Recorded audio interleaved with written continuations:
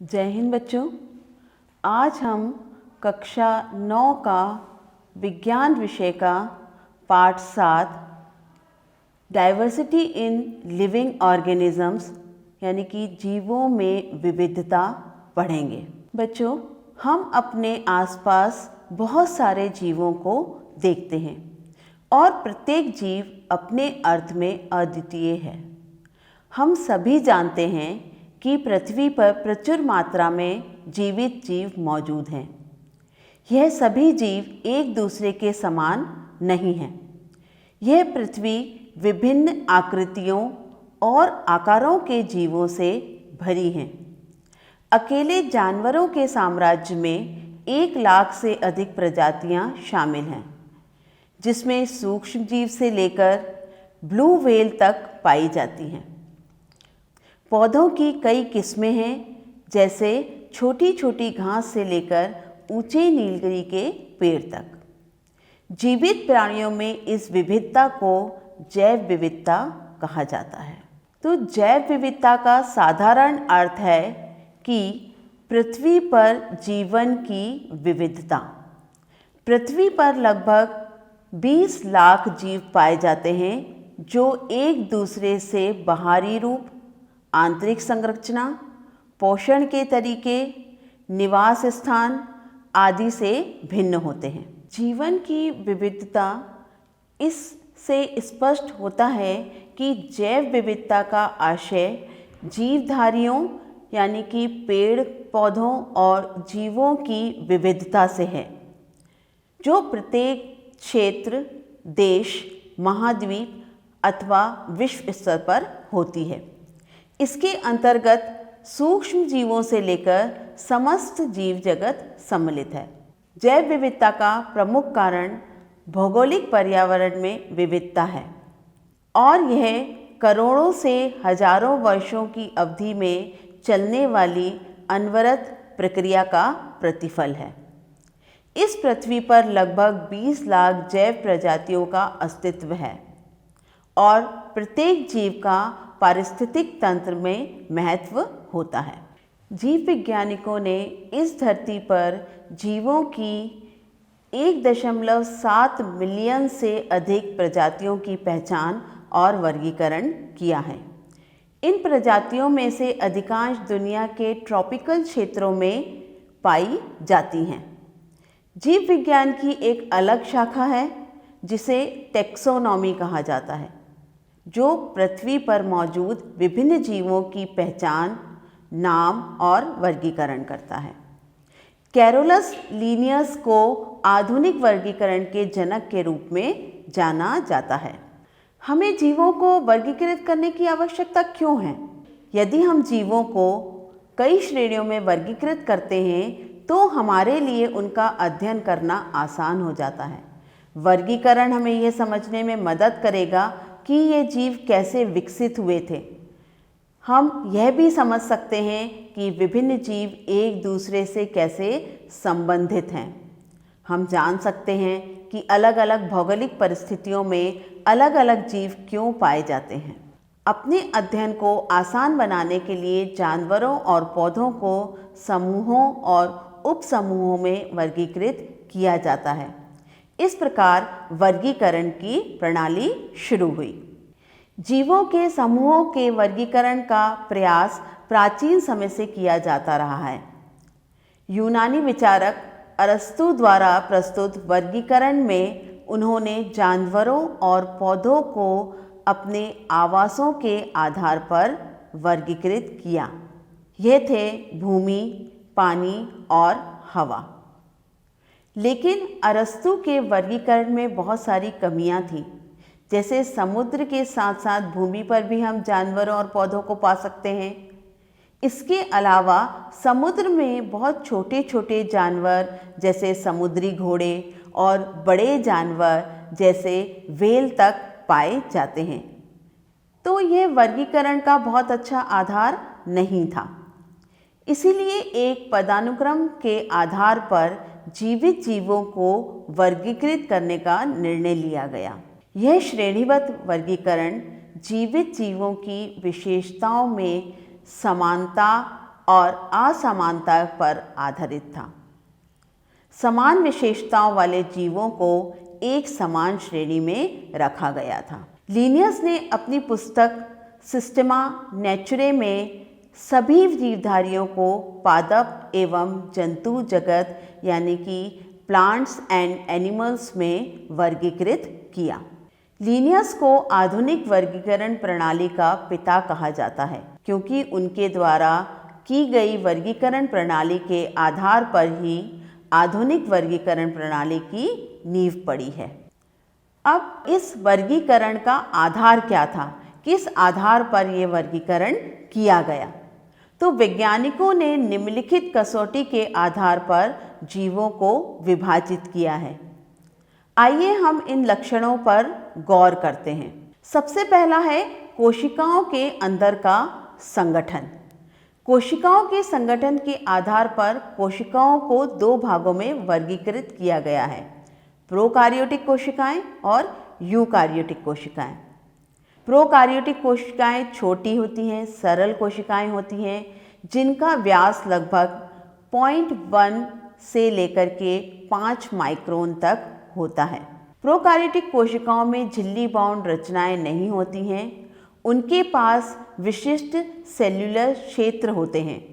Prokaryotic कोशिकाओं में DNA एक साथ न्यूक्लियोइड नामक क्षेत्र में रहता है। यूकार्योटिक कोशिकाएं, यूकार्योट्स ऐसे जीव हैं जिनकी कोशिकाओं में एक नाभिक और अन्य अंग होते हैं जो एक प्लाज्मा झिल्ली से घिरे होते हैं। ऑर्गेनेल्स विभिन्न प्रकार के कार्यों के लिए जिम्मेदार आंतरिक संरचनाएं होती हैं, जैसे कि ऊर्जा उत्पादन और प्रोटीन संश्लेषण। यूकार्योटिक कोशिकाएं बड़ी, लगभग 10 से 100 माइक्रोन तक होती हैं और जटिल होती हैं। अधिकांश यूकार्योट बहुकोशीय जीव हैं, कुछ एकल कोशिका भी यूकार्योट्स होती हैं। अब प्रश्न उठता है कि जीव एक कोशिका से बना है या एक से अधिक कोशिकाओं से मिलकर, यानी कि वह एक कोशीय जीव है या कि बहुकोशीय जीव। एक कोशीय जीव एक ऐसा जीव है जो एक कोशिका का होता है। इसका मतलब है कि सभी जीवन प्रक्रियाएं जैसे कि प्रजनन, भोजन, पाचन और उत्सर्जन एक कोशिका में ही होता है। अमीबा, बैक्टीरिया और पैरामीशियम एक प्रकार के एक कोशीय जीव हैं। यह आमतौर पर सूक्ष्म जीव होते हैं और उन्हें नग्न आँखों से नहीं देखा जा सकता है। बहुकोशीय जीव वे जीव जो एक से अधिक कोशिकाओं से बने होते हैं बहुकोशीय जीव कहलाते हैं। बहुकोशीय जीव यूकार्योट्स के बने होते हैं। जीव अपना भोजन कैसे प्राप्त करते हैं? जीव दो प्रकार के होते हैं, ऑटोट्रॉफ और हेट्रोट्रॉफ। ऑटोट्रॉफ यानी कि स्वपोषी। स्वपोषी वे जीव हैं जो प्रकाश संश्लेषण की प्रक्रिया के माध्यम से अपना भोजन तैयार करते हैं, जैसे कि पौधे।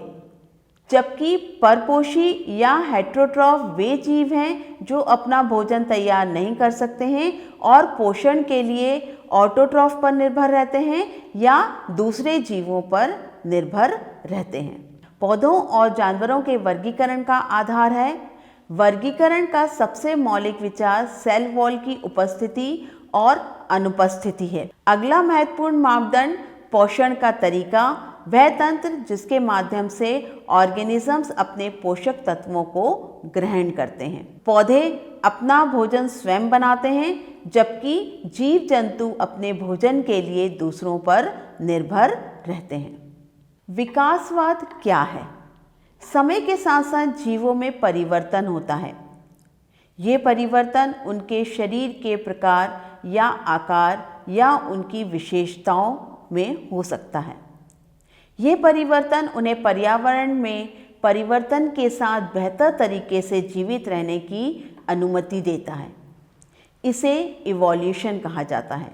इस अवधारणा को चार्ल्स डार्विन द्वारा पेश किया गया था। इसके आधार पर जीव जो हैं आदिम जीव और उन्नत जीव पाए जाते हैं। आदिम जीव पहले प्रकार के जीव को कहते हैं। आदिम जीव वह जीव हैं जिनकी संरचना में प्राचीन काल से लेकर अब तक कोई विशेष बदलाव नहीं हुआ है। आदिम जीव को निम्न जीव भी कहते हैं। आदिम जीव उन्नत जीव से किस प्रकार से भिन्न है? आदिम जीव उन्नत जीवों से निम्न प्रकार से भिन्न है। उन्नत जीवों की शारीरिक रचना में काफ़ी बदलाव दिखाई पड़ते हैं। इन जीवों को उच्च जीव भी कहते हैं। निम्न जीव एक साधारण जीवन तथा उच्च जीव जटिल जीवन व्यतीत करते हैं। 1969 में परंपरागत द्विजगत प्रणाली वर्गीकरण प्रणाली का स्थान व्हिटकर द्वारा प्रस्तुत 5 जगत प्रणाली ने ले लिया। व्हिटकर ने सभी जीवों को निम्नलिखित 5 जगत यानी कि 5 किंगडम्स में वर्गीकृत किया। ये थे मोनरा, protista, fungi, Plantae and animalia. यह वर्गीकरण 3 पहलुओं पर आधारित था। पहला, प्रोकार्योटिक बनाम यूकार्योटिक, एक कोशीय जीव बनाम बहुकोशीय जीव और पोषण के साधन। इन तीनों आधार पर व्हिटकर ने जीवों को 5 किंगडम्स या 5 जगत में विभाजित किया। पुनः विभिन्न स्तरों पर जीवों को उपसमूह में वर्गीकृत किया गया है। जैसे सबसे पहले जगत, जिसको कि किंगडम कहा जाता है, फिर संघ। जब हम एनिमल्स को डिवाइड करते हैं तो हम बोलते हैं फाइलम इन एनिमल्स, और जब प्लांट्स के लिए लिखते हैं तो हम लिखते हैं डिवीजन इन प्लांट्स। तीसरा उपसमूह है वर्ग यानी कि क्लास, फिर गण यानी कि ऑर्डर, कुल, फैमिली, और अंत में हम उसे वंश, जीनस और जाति में वर्गीकृत करते हैं।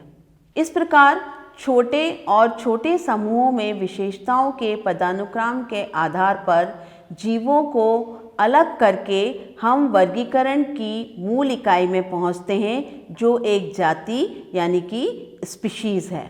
सन 1753 में कैरोलस लीनियस ने जीवों के नामकरण की द्विनाम पद्धति को प्रचलित किया। इस पद्धति के अनुसार प्रत्येक जीवधारी का नाम लैटिन भाषा के 2 शब्द से मिलकर बनता है। पहला शब्द होता है वंश नाम, जिसे कि हम जेनरिक नेम कहते हैं, तथा दूसरा शब्द यानी कि जाति नाम, जो कि स्पीशीज नेम कहलाता है। वंश तथा जाति नामों के बाद उसका वैज्ञानिक नाम लिखा जाता है। उदाहरण के लिए मानव का वंश होमो है, जबकि उसका विशिष्ट नाम सेपियंस है। तो इस प्रकार मानव का द्विपद या वैज्ञानिक नाम होमो सेपियंस है। रोमन लिपि में लिखते समय दोनों नामों में से वंश का पहला अक्षर बड़ा यानी कि कैपिटल होता है, जबकि विशिष्ट नाम का पहला अक्षर छोटा यानी कि स्मॉल होता है। अब हम व्हिटकर द्वारा प्रस्तुत 5 जगत प्रणाली के वर्गीकरण को विस्तार से पढ़ेंगे। सबसे पहला जगत या किंगडम है मोनरा। मोनरा में सभी प्रोकार्योटिक जीवों को सम्मिलित किया गया है। इस जगत के जीव सूक्ष्म तथा सरल होते हैं। ऐसा विश्वास किया जाता है कि इस जगत के जीव प्राचीनतम हैं। मोनरा जगत के जीव उन सभी स्थानों में पाए जाते हैं जहाँ जीवन की थोड़ी भी संभावना मौजूद है, जैसे मिट्टी, जल, वायु, गर्म जल के झरने, हिमखंडों की तली, रेगिस्तान आदि में। मोनरा जगत के जीवधारियों के मुख्य लक्षण कुछ इस प्रकार हैं। इसमें प्रोकार्योटिक प्रकार का कोशिकीय संगठन पाया जाता है, अर्थात कोशिका में अनुवांशिक पदार्थ किसी झिल्ली द्वारा बंधा नहीं होता है, बल्कि जीव द्रव्य में बिखरा हुआ होता है। इनकी कोशिका भित्ति अत्यंत सुदृढ़ रहती है। इसमें पॉलीसेकेराइड्स के साथ अमीनो अम्ल भी होता है। इसमें केंद्रकीय झिल्ली अनुपस्थित होती है। इसमें माइटोकॉन्ड्रिया, गोल्जी कॉय तथा रिक्तिका भी अनुपस्थित होती है। यह स्वपोषी या परपोषी होते हैं। उदाहरण के लिए जीवाणु, नीलहरित शैवाल अथवा साइनोबैक्टीरिया आदि इसके उदाहरण हैं। दूसरा किंगडम है या दूसरा जगत है प्रोटिस्टा। प्रोटिस्टा जगत में जल में रहने वाले एक कोशीय यानी कि यूनिसेल्युलर यूकार्योटिक सूक्ष्मजीव आते हैं। प्रोटिस्टा की संरचना कुछ इस प्रकार है। प्रोटिस्टा में कोशिकाएं एक मेम्ब्रेन द्वारा घिरी होती हैं। प्रकाश संश्लेषी प्रोटिस्टा कोशिका में हरित लवक यानी कि क्लोरोफिल होते हैं। प्रत्येक कोशिका में mitochondria, Golgi coy, endoplasmic reticulum, nucleus, chromosomes इत्यादि कलाओं से घिरे हुए अंग पाए जाते हैं। प्रोटिस्टा में गमन यानी कि लोकोमोशन सीलिया द्वारा, फ्लैजिला द्वारा या कूटपादों या सूडोपोड द्वारा होता है। एक कोशीय कवक Chlorella, Euglena, Trypanosoma, Plasmodium, amoeba, Paramecium, Chlamydomonas आदि इसके उदाहरण हैं। फफूंद जगत यानी कि किंगडम फंजाई। ये नाम सुनते ही जो सबसे पहली तस्वीर हमारे दिमाग में आती है वो है ब्रेड, रोटी पर लगने वाली फफूंद। इसी तरह नमी के मौसम में यहाँ वहाँ पड़े कूड़े, सड़ी गली लकड़ी आदि पर उगने वाले कुकुरमुत्ता या मशरूम भी इसी परिवार का सदस्य हैं। फफूंद बहुकोशीय परजीवी है। क्लोरोफिल की अनुपस्थिति के कारण ये अपना भोजन खुद नहीं बना सकते हैं। फंजाई किंगडम में यूकार्योटिक तथा परपोषी जीवधारी सम्मिलित किए गए हैं जिनमें अवशोषण द्वारा पोषण होता है। ये सभी परपोषी होते हैं। ये परजीवी अथवा मृत्योपजीवी होते हैं। इनकी कोशिका भित्ति काइटिन की बनी होती है। इसके उदाहरण हैं bread mould, east, sponge, mushroom, rust, smut आदि। अगला किंगडम है प्लांटे। प्लांटे इस जगत में प्रायः वह सभी रंगीन बहुकोशीय प्रकाश संश्लेषी उत्पादक जीव सम्मिलित हैं। शैवाल, मॉस, पुष्पीय तथा अपुष्पीय बीजीय पौधे इसी जगत के अंग हैं। इस जगत में बहुकोशीय पौधे शामिल होते हैं। ये यूकार्योटिक होते हैं। इनमें कोशिका भित्ति यानी कि सेल वॉल पाई जाती है। इनमें झिल्ली से घिरी हुई एक केंद्रीय रिक्तिका, राजधानी या वैक्यूल्स पाए जाते हैं। ये पौधों के लिए भोजन को स्टार्च और लिपिड्स के रूप में संचय करते हैं। इसमें प्लास्टिड्स होते हैं। ये स्वयंपोषी होते हैं अर्थात अपना भोजन स्वयं बना सकते हैं। पादपों की वृद्धि असीमित होती है। शाखाओं के कारण इनका आकार अनिश्चित होता है। अगला किंगडम है एनीमेलिया। अगला किंगडम है एनीमेलिया। एनीमेलिया जगत में सभी बहुकोशीय जंतु यूकार्योटिक जीव सम्मिलित किए गए हैं।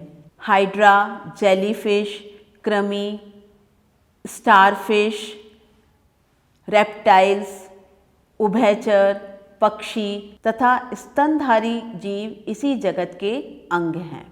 जंतु जगत में भित्ति रहित यानी कि सेल वॉल लेस यूकार्योटिक कोशिकाएं पाई जाती हैं। यह परपोषी होते हैं यानी कि भोजन के लिए दूसरों पर निर्भर रहते हैं। जंतुओं में वृद्धि सीमित होती है। जंतुओं में प्रायः एक निश्चित आकार व रूप पाया जाता है। ज़्यादातर जंतु चलायमान यानी कि मोबाइल होते हैं जो एक स्थान से दूसरे स्थान पर स्थानांतरित हो सकते हैं। जंतुओं में कोशिका, ऊतक, अंग व अंग प्रणाली के क्रमिक स्तर पाए जाते हैं। तो हमने ये 5 किंगडम जो पढ़ा है, आप लोग इस चार्ट के माध्यम से समझ सकते हैं कि हम सारे जीव जगत को 5 भागों में विभाजित या 5 वर्गों में विभाजित करते हैं जिनका आधार है उनकी कोशिका की संरचना। जैसा कि आप इस चार्ट में देख रहे हैं कि हम सारे जीवों को दो में विभाजित करते हैं, प्रोकार्योट्स एंड यूकार्योट्स। प्रोकार्योट्स में आते हैं मोनरा, यूकार्योट्स फिर से दो में विभाजित होता है, यूनिसेल्युलर यानी कि एक कोशीय जीव, मल्टीसेल्युलर यानी कि बहुकोशीय जीव। प्रोटिस्टा यूनिसेल्युलर और यूकार्योट्स होते हैं। मल्टीसेल्युलर जो कि आगे जाकर के फिर से दो में विभाजित होते हैं, उनकी कोशिका भित्ति की उपस्थिति और अनुपस्थिति के आधार पर, जिनमें प्रकाश संश्लेषण की क्रिया होती है और वह अपना भोजन स्वयं बना पाते हैं, उन्हें हम प्लांटेट किंगडम में रखते हैं। और जिनमें प्रकाश संश्लेषण की क्रिया नहीं होती है और वह अपने भोजन के लिए दूसरों पर निर्भर होते हैं, हम उन्हें फंजाई ग्रुप में रखते हैं। मल्टीसेल्युलर जिसमें कि कोशिका भित्ति नहीं पाई जाती है, वह किंगडम कहलाता है एनिमेलिया। बच्चों, आशा है कि आप लोगों को ये पाठ का यह भाग अच्छे से समझ में आ गया होगा और इससे संबंधित कुछ प्रश्न यहाँ पर दिए गए हैं जिनको आप स्वयं हल करने की कोशिश करेंगे। पहला प्रश्न है, which scientist proposed 5 kingdom classification, यानी किस वैज्ञानिक ने 5 जगत वर्गीकरण का प्रस्ताव दिया। दूसरा प्रश्न है, what are the advantages of classifying organisms, जीवों के वर्गीकरण से क्या लाभ है। Explain the basis for grouping organisms into 5 kingdoms, जीवों के 5 जगत में वर्गीकरण के आधार की व्याख्या कीजिए। What are the advantages of the scientific name, वैज्ञानिक नामों के क्या फायदे हैं। Differentiate between Monera and Protista, Monera और प्रोटिस्टा के बीच अंतर स्पष्ट कीजिए। इस पाठ के दूसरे भाग के साथ हम फिर मिलेंगे। धन्यवाद।